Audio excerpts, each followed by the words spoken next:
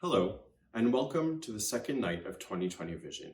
My name is David Taubman, and I'm one of the co-founders of the Astoria Music Project. The Astoria Music Project has always been dedicated to performing in intimate venues where we could interact with the audience more directly. And in that vein, we'd like to thank you for joining us in this shared virtual space tonight. Together, we will continue to explore the works of two more female composers and the visual art pieces that they inspired. After our performances, the artists will join us for a Q&A session led by Norma Homburg, director of the Plaxel Gallery in Long Island City. We'd also like to acknowledge that this project was made possible with funds from the New York State Council on the Arts and from contributions by patrons like you. If you're able, please consider donating to the Astoria Music Project through our website at astoriamusicproject.com/donate. Our first piece of the evening is Capriccio by Cécile Chaminade.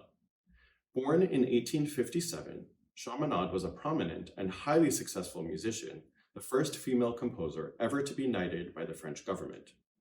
While her smaller works were well regarded and even profitable during her lifetime, her larger works were avoided, partly because of her gender, it not being considered genteel at the time to perform serious works by a female composer. On the topic, Chaminade wrote, "There is no sex in art. Genius is an independent quality. The woman of the future, with her broader outlook, her greater opportunities, will go far, I believe, in creative works of every description." In tonight's performance of Capriccio, I accompany the beautiful violin playing of Blanca Cecilia González. This relatively short work typifies the sort of piece that Chaminade was so successful at creating over her long career. Listen for the sudden changes in mood and texture that give so much personality to this music. It is paired tonight with a film created by artist Lily Yang. Enjoy.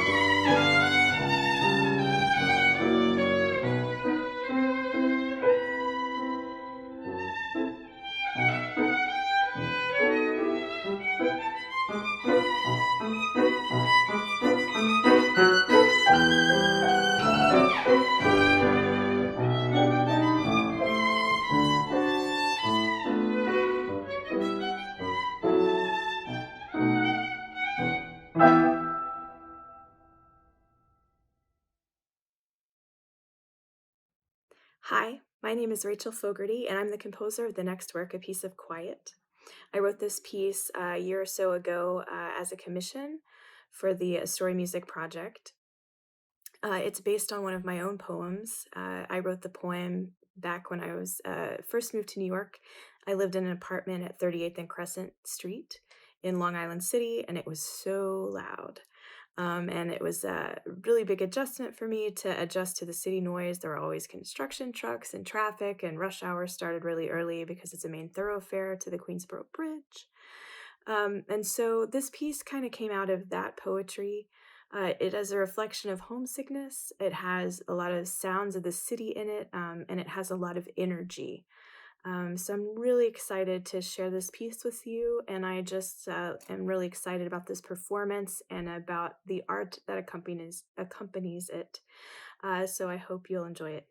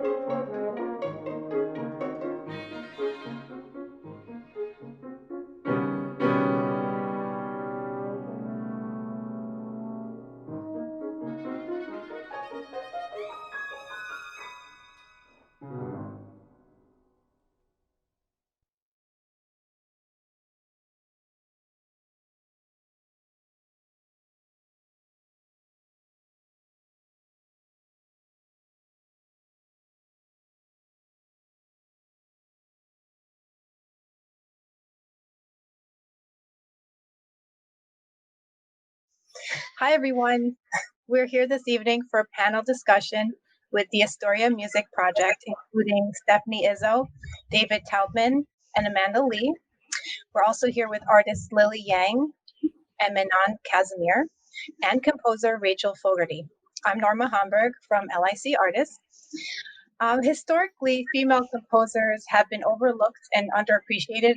This is something that needs to change, and Astoria Music Project has brought to life this incredible series to do just that by incorporating women that get lost in the traditional history of music and current female composers, combining them with female visual artists to give them all a different chance of discovery. I would like to start with a question for the entire panel. This must have been a very exciting project. What was your most memorable part of collaborating in this multidisciplinary/interdisciplinary creation? And is this something you all feel you would do again? So we can start with Stefanie and go around. Sure.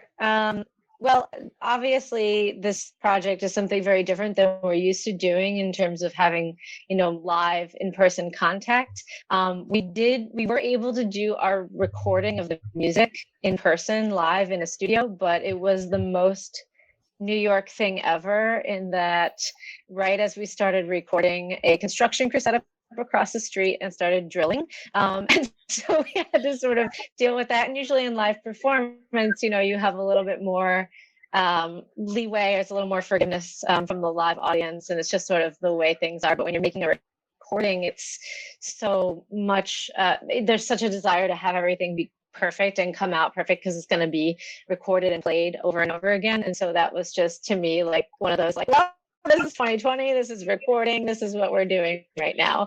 But that, and I think the idea that we're really creating something completely new with these pieces that we've worked on and performed, most of them performed previously, and having sort of a new outlook on them. Something very exciting for me was just all the unknowns, because we haven't done a project like this before. And so, being in the studio and recording with all the difficulties that were there, but still like wanting to look forward to what it was going to look like and sound like together. But not really knowing, like we know what we were hearing, but the final product was a bit of a mystery. That was very exciting for me. Amanda? Yeah, one of the most exciting things for me was it was my first time playing with other people since March. And when we recorded this, I believe it was end of September. So it'd been months since I had played with anyone. And in fact, I was at home recording myself and then putting tracks on top of that. So it felt like I was playing with other horn players. So it was exciting to actually play live with other people. And I'm also just really excited to work with visual artists because we have worked with actors. We've worked with a drag queen in one of our shows. So it's fun to actually have like another type of art to go along with our music. How about you, Menon? Yeah, what I was most excited about was just collaboration. I mean, the whole entire year was specifically just like blah. So I was really looking forward to just like working with other people creatively, and especially with being an interdisciplinary artist that you like makes work with synesthesia. It was just like so amazing. And when I heard Rachel's piece, I was just like, oh my gosh, like I'm in love, like this is it. Like it was just so much fun, like just to work on her piece and, to just use colors just to creatively express myself. And Lily? Yeah, sure. I think there are two things that are quite exciting about this project. Is first of all, that's the collaboration. For the whole year, I most of the time just working in my studio alone. So it's a busy year, but most of the time just focusing on my own thing. So this is a wonderful opportunity to be part of a group. So feel this connection really gave me creative energy, and so that's the music. The music really inspired the new energy. for my earlier work, actually, I used several of my earlier video pieces to reconstruct the earlier work to create a new piece. So the music is just magical. So it gave me the chance to reinterpret my work, to reorganize the imagery. And Rachel. Yeah, I loved this. I was not too hands-on this time. I was a little bit more in the background this time, but I loved exploring Manon's work and just like looking at her art and us emailing back and forth and talking about our process and our work together. That was really exciting for me. It's really fun to talk to artists anytime, other artists, about your work and like what they're doing creatively. So I was just really excited to see what she came up with, and it's been really fun. Okay, great. So I have a question for Stefanie, David, and Amanda. From theory to practice, per se, how did this project come to fruition?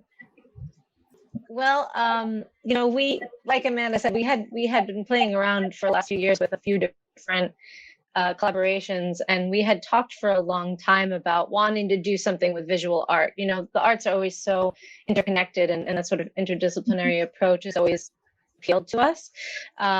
One of the things that we had originally planned was to have an event at the gallery at Plax Hall in LIC, but obviously with the closures due to COVID, that was not going to be possible. So, we kept postponing and seeing, maybe we can do it later. And then obviously it's not going to happen. We had originally planned to do more artists and like a longer sort of 60-minute or so concert style. But then when we sort of explored the digital version of it, we went back and said, okay, what can we do that's going to be feasible in the time, and that's going to be a little bit more watchable from an audience's perspective when we're dealing with digital creations. And so we decided to really make it more of a collaboration, or more of a new final product, as opposed to having both the visual and the music together in one space. Have it actually combining into, this is our recorded music, and then we gave those recordings to the artists to then create something inspired by our specific performance, so that it could be brought later. Part of the spark that also inspired this project from the very beginning, when it was still going to be a live performance, was just like us as artist professionals trying to understand like a different aspect of the arts, because performing arts, it seemed to us, is very different from visual arts. And so like how do we understand what artists are doing out there that's different? What are the similarities we have? How can we bring crossover audiences to one another?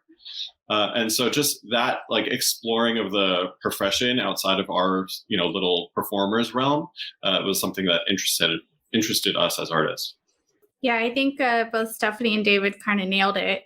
And I think with Astoria Music Project, what makes us different from other performing like chamber music groups is that we always try to be a little more interactive and make our concerts a little more relatable or accessible to people by bringing in other collaborators and other artists so that they get a different perspective. So I think just incorporating visual art was another way to do that. Yeah, absolutely. I think that LIC Artists is very similar, that it's not a stuffy atmosphere, and it makes everyone want to take part. So I think it's wonderful. So for a question for the artists, what was your feeling about adding the element and limitation of time to your creations? And we can start with Manon. Yeah, it was a bit difficult for me this year, only because I just came out of a software engineering boot camp. And that was extremely like intensive. And then coming out of that, I thought like, yeah, great, vacation, like plenty of creative time, and realized that was not the case. That I still had so much work, almost as much work as like when I was in the boot camp. So it was definitely a struggle in terms of not necessarily like doing the work, but more so like making sure I was in a good space creatively, so that way I could just let everything flow out. Like I definitely had moments where there were blocks of time where I just kind of like, like just nothing would come out as much as I wanted to, as much as I, listened, to music and immersed myself into music. Like it just like the flow just wasn't there. So I did have a little bit of a struggle with that, but all in all, like, like once I was like in it, like I was in it, and it just felt so good just to have like that little space or that little piece of quiet, like if I could kind of, like put that in there, it felt really good. Good, yeah. And Lily? I start from listening to the music. At first, I wasn't sure how can my video so the video can respond to the music. I wasn't too sure about that, but then I just try to put things together, and it seems that it just flow naturally, and the energy just come out, and it's not that hard to put things together, just a step by step. And I feel I'm surprisingly satisfied with the outcome at the end. It seems, oh wow, that's just the music and the video just come together. They just have their own life. It's kind of like that's a magical process. Actually, it's really hard to articulate through words. It's just a creative process has its own life. I guess it's an amazing process. This is a question for everyone, really. How was your process and overall view of your art form? Like, how has it changed with COVID, if at all? And whoever'd like to answer that. I'll start. I mean, one of the things that I think just generally, and this doesn't necessarily have to just apply to musicians or artists of any kind, but just like humans, is to sort of accept what's happening right now and sort of take it in the time that we have, and that to just be sort of kinder to yourself with what you're able to accomplish in this time. I think it's really important for artists not to try to force things. One of the things that we found at the beginning of this pandemic is that everybody was like trying to put things out and get things done. And, we were all sort of like, to use an expression that one of my coworkers uses all the time, like ride the bicycle while building the bicycle. And so to sort of take a step back and have the like process of, okay, examining what's going to work, trying it out, and then being okay and being nice to yourself when maybe it doesn't work out exactly, or there are challenges with, the Zoom life, or, home recording, or, being alone and not having that, that one-on-one time or group time with other people. I think that's something that I think we can take forward into when we get into the after times of this. I know, Manon, you were mentioning earlier, like sometimes like it just wasn't coming. I think everyone's mood maybe is somewhat affected, and so I think the project was really nice because it gave everyone a little push to be creative, and maybe it created some more happiness. Does anyone else want to add to if this whole COVID situation influenced their art form? Yeah, I can add a little bit to that. Like, I definitely feel like working on the artwork while I was in it, I could definitely feel that it was way more intense. I feel like, in terms of like, I don't know, like just because I don't know, I guess there was a lot more that wanted to come out because like my feelings were just amplified the whole entire year, or at least from like when COVID started and along with all that was going on in the world, like from June, like just there was so much going on. Yeah, like I just think that my feelings were amplified, and because my feelings were amplified, like just the color intensity was definitely different, like I feel like a lot of times like my work was a lot more like not necessarily monochromatic, but I definitely kind of like strayed with like I used more of a limited palette, whereas like this time that was not the case. I was just like feelings, like like that's all that came out, So yeah, like COVID definitely did have, a huge impact on that. Yeah, I feel like this project in particular too, it changed from our first conception of the project. Like last year, really, we had talked about collaborating with visual artists and having a live performance at Plaxel Gallery with art around us. But because of COVID, we were actually like kind of put in a situation where we worked more directly with artists, and it's really become I think you said it, Stefanie, like a true collaboration, because we have visual artists who are actually like directly impacted and inspired by the recordings that we sent you and the music that we asked you to create art with. So I think that that's one thing that wouldn't have happened in our like previous conception of the art of this project. Yeah, absolutely. I think you picked a really great, safe way to make something absolutely amazing. Rachel, sorry, didn't mean to. No, not at all. I was just going to chime in and say, I think for COVID, as far as like writing has just been really hard. And so sitting there and looking at the blank page and nothing coming, and just having to kind of deal with that and wondering like, am I ever going to write again? Like, is anything ever going to come out again? And one of the things that I found compelling about combating that process was actually gardening, which sounds so weird, but like gardening and creating beauty in another way or in a different art form, by like planting things and watching them grow, and collaborating with my neighbors on a community garden, was a way to like add beauty to the neighborhood in a more tangible sense, so that when I came back to writing, I had like a different mindset that could inform that process again. So I found that really helpful. But I think I feel like that's just kind of a thing for lots of artists right now. There's a lot of pressure, like we have all this time, we're not creating, why aren't we creating? But I think sometimes it's maybe changing the creation a little bit in order to inform the other one. Yeah, I totally agree with Rachel. I think what I realized is the healing function of making art. It's just reinforced this conception about making art.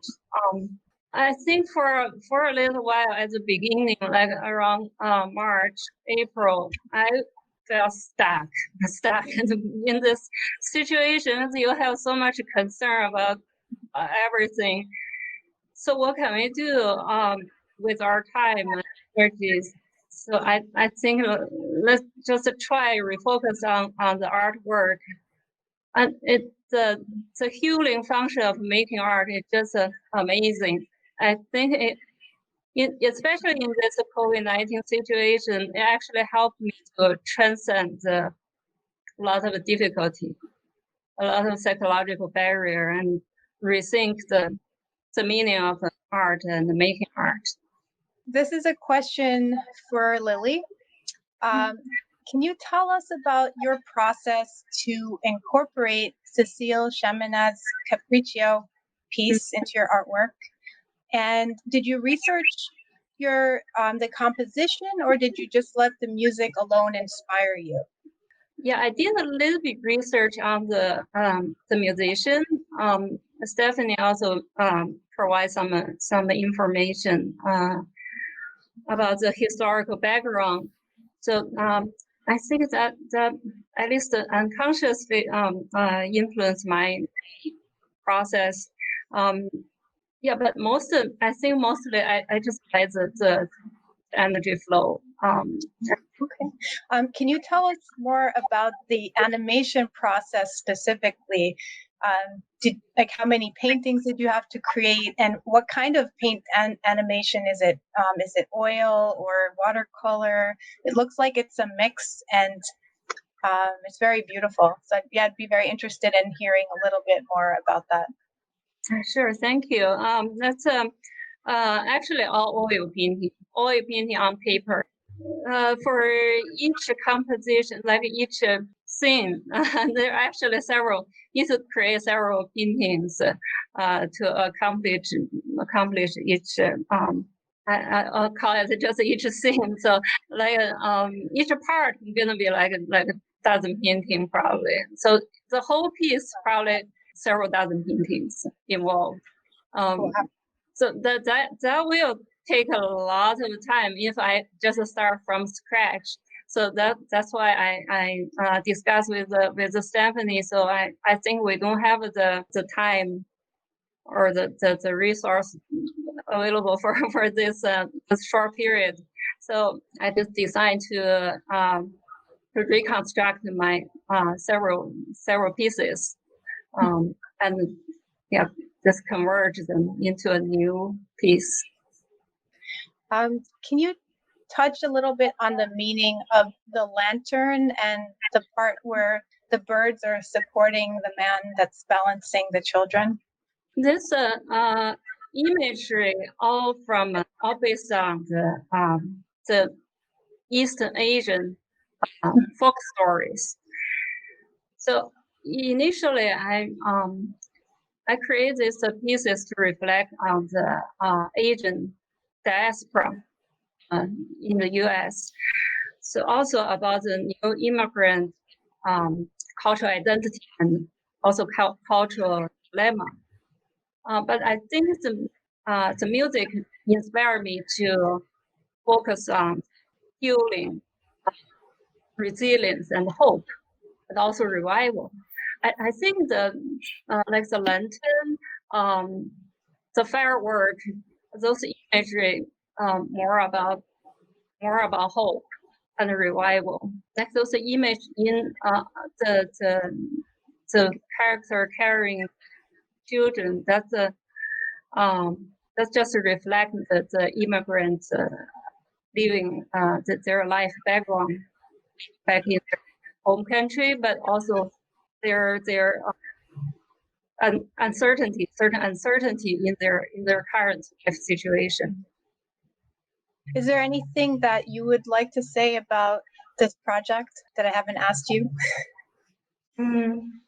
Yeah, I guess it's the whole piece. Just it reflects not only the individual conscious, but also the collective conscious of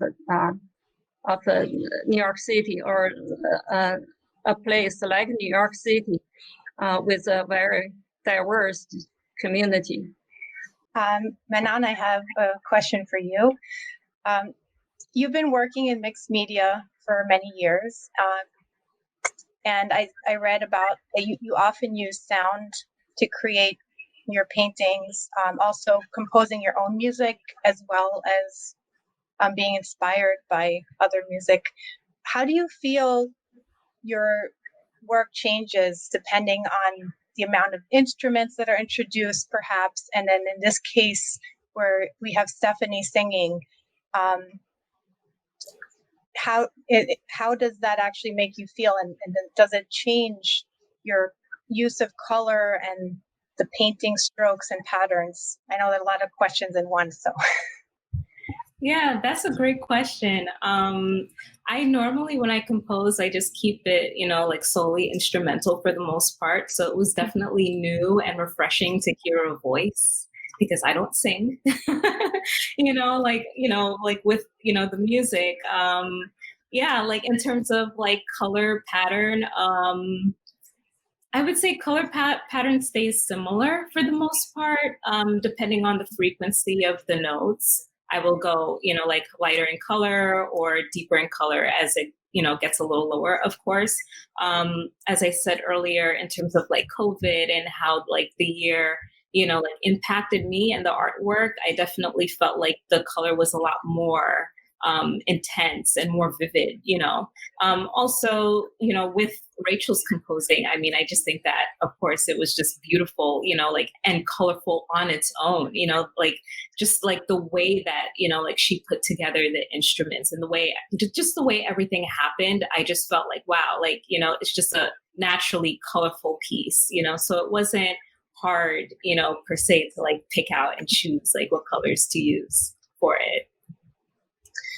Do you feel that this project has sparked any visions for a new series, perhaps, now that you have worked with a voice in the music? Yeah, I think actually it ties into a series that I'm already working on, where I'm composing my own music and actually like painting along to that as well. So I feel like it just meshes perfectly. And with all the tech learning that I've been honestly like doing this year too, I actually want to expand on that series a little bit more and actually like work like with tech. And I'm actually thinking about instead of like having a number of paintings, but actually creating like a tech piece, like a panel where in real time, like people can actually see my music being played and hear it in real time as the colors are being portrayed. So I know that there would be like a little level of difficulty with that in terms of like how it would render the shapes particular that I see like within each piece. But it is also actually like really, really exciting because I said, oh, wow, like this is, like really current and, like with the way that tech is going, like I think that it would be a lot more dynamic as opposed to being static. In terms of like me just like painting and stuff, even though I love, like, there's nothing like putting a brush to canvas and just seeing like the color flow and run. Like it's just a beautiful process. Yeah, I got to see the piece that you're working on. It's amazing. The colors and it's really beautiful. Was there anything that you would like to say that I haven't asked you about this project? To be honest, like I needed this. Like I just needed this. Like after the whole year, like I was just yearning for, like just the space to be really creative, and working with Astoria Music Project was like the cherry on top. I mean, like you have no idea, like seeing that email and hearing from Stefanie and everyone and like, yeah, like we want to work on this project. And I was just like, oh my gosh, like this is what I've been waiting for. Like I just needed that creative space. And, like when I heard Rachel's piece, I was like over the moon. Like I was so excited. I began like thinking about like, wow, what can I do? And, like listening to the piece and, trying to like figure out like how to actually like paint, the series. I mean, the piece as well, like deciding for it to be a triptych, like breaking it up into 3 different parts. Like, yeah, it was just a lovely opportunity that I'm so grateful for. Wonderful. Okay, so we're gonna jump over to Rachel. So this was a little different for you. You were the inspiration part. And when you compose a piece of music on the opposite spectrum, do you actually feel that you're influenced by visual elements? Or what do you use for influence? How are you influenced? And how does Manon's work match with what you envisioned when you wrote the piece? Well, what's really interesting is when I write a piece of music, I start with the emotion. And so my goal is to put emotion into sound. And so with her technique, I feel like she kind of does the same thing, because music for her, emotion and color are related in her brain. And so it seems like a really, really good collaboration, because we both approach the art from the same place. And I was really, really excited when I saw her work because it's so beautiful and so vibrant. And then I guess to answer your question as far as like visual elements in my work, I definitely do that because the text influences the work so Mhm. much. So text painting is really important when you're working with the text. And so you'll hear in that piece, I actually, when I lived at Crescent Street and 38th Avenue, it was right on Crescent Street that goes to the Queensboro Bridge. So it's so loud. And the traffic would start at 5 in the morning every morning. Rush hour would start, and there would be like all of these construction trucks that would come barreling down, and there would be horns and people shouting to move out of the way. It was just a very industrial area too, and so it was just so loud. And so I tried to incorporate a lot of those things into the piece. So there's actually, you can hear the car horns because I was writing them. So I was using what was in my surrounding as I wrote the piece. Mhm. So there's elements of that in there. And then I also wrote the text myself. I've been experimenting with poetry too. And so at the time I wrote the text, I'm originally from Tennessee, and when I moved here, I was not used to the noise. I was used to birds outside my window or like silence. And it was a major adjustment for me. And so when I wrote the poem originally, I was kind of homesick. So I kind of played with those ideas as well. So for me, yeah, it's a emotion into sound, and then text painting and using the elements. For example, if there's a bird, you put a bird in there. You figure out what the bird song is. You figure out the intervals for the car horn. All of those kinds of things. So I think that we're coming towards the end of our panel. I would like to ask Stefanie, David, and Amanda how you felt the work turned out in comparison to what you expected. I love it so much. I mean, I can barely draw a stick figure, so anything that anybody does that's more advanced than that is like mind blowing to me. You know, we get so bogged down into our own genre sometimes that like just experiencing what people can do, like watching Lily's video and being like, I don't even know how she's doing this, and I don't even care because I love it, you know. But it's just really, it's just been really like, you know, there's just an element of this just makes me happy to see what we can do and what other people can do with something that we've given them as a base. I think, you know, this whole project, like Manon said, like we needed something to sort of take our minds off of everything that's going on, and having this and having the ability to sort of create new relationships with other women in the area, and be able to sort of create something that is going to be available for people and hopefully bring a little bit of joy. I just think it's amazing, and I'm so happy that it like actually happened. I mean, because it was a little bit of adjusting and a lot of logistics and technology and blah blah blah, but it's really amazing, and I couldn't be happier, honestly, with how everything turned out. Yeah, when you're a musician, you're like you live completely in the world of sound, and so even when you compare like different takes that you did of the same section of music or something, it's like you want to refine those details and everything. So to hear the music explored in a completely different media was like the medium was just an amazing thing, like to see videos and to see like paintings and just to experience what I love so vividly in a different way was Yeah, magical. I agree. I think like I could really see some of like Rachel's music and Manon, some of your artwork, like seeing your painting and seeing like the music kind of being translated through all the colors, the vivid colors.